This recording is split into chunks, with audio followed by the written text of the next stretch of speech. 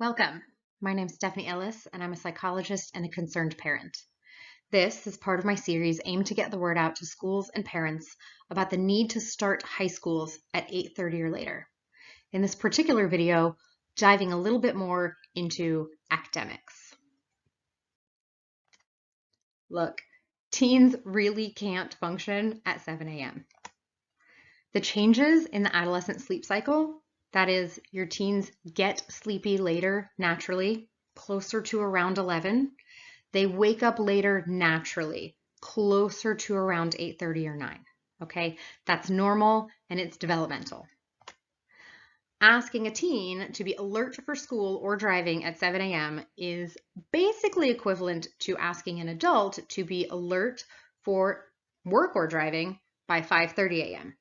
And before you say, that is what time I am at work, hang with me for 2 more slides while we add in the math, okay? So there's a piece of this that is teens waking up earlier than their natural time.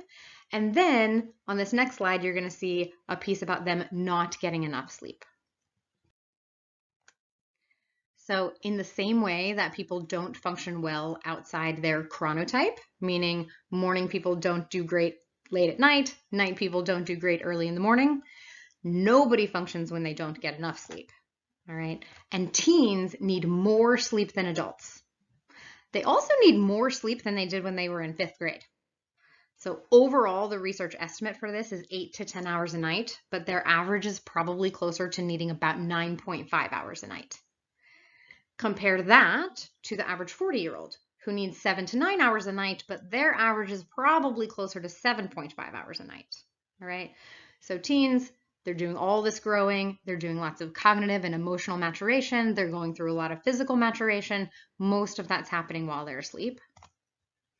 So asking a teen to work or drive after 7 hours of sleep, that's about 72% of what they need, is like asking a 40-year-old to work or drive after 5.4 hours of sleep. It's about 72% of what they need, right? And keep in mind, about 70% of teens are getting less than 7 hours a night on school nights. All right, one more math slide. Let's put this together. Let's put together waking up earlier than your biological clock says that you should wake up and not getting enough sleep. All right, so asking a teen to be alert and functioning, so driving or doing their work at school, is like asking a typical healthy 40-year-old adult to be alert and functioning at 3:30 in the morning. How well would you drive and work if someone woke you up at 3:30 tomorrow morning? Right? And it's not just a one-time thing. Teens are chronically sleep deprived. They're always getting too much sleep. This is not like a one-time sort of thing. The effects of chronic sleep deprivation are cumulative, gets worse with time.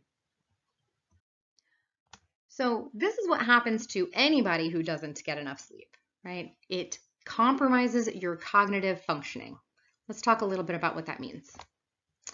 So sleep deprivation impairs your processing speed and accuracy. Think math class. Sleep deprivation impairs your visual and auditory attention. Think all the classes, and the driving. Sustained attention and vigilance, working and long-term memory.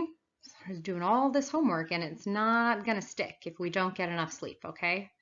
It impairs executive function. What that means is your ability to plan things, to do problem solving, to keep yourself from doing impulsive behaviors. That's a big deal.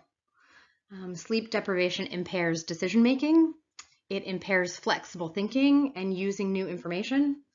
It even impairs your motor functioning, your rhythm, and your reaction time. So if you have kids who are doing sports or things like that, also important there. And even receptive, that is listening, and expressive, that's speaking, speech, which your kids are doing in every class they have. So when we start high school later, teens are in class and awake more. So we see improved academic performance, especially for disadvantaged students. We see less tardiness, so they're missing less class, higher attendance overall, so that's good, they're there. Here's one of my favorite findings. They're sleeping in class less. Perfect, right? And they're not falling asleep as much when they're doing their homework.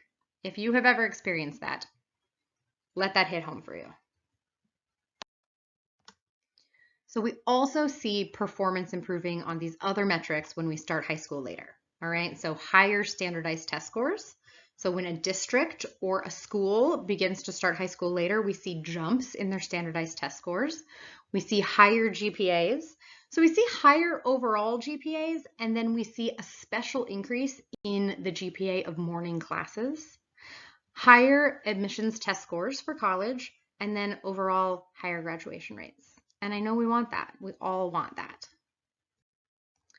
So thanks for watching. As always, please share this information with your district administrators, your staff and teachers at your school, other parents. All of us care about kids and teens. We want them to be successful. And if everybody knows the research, there's no way that they won't realize this is something we can do to help. Let's start high school later.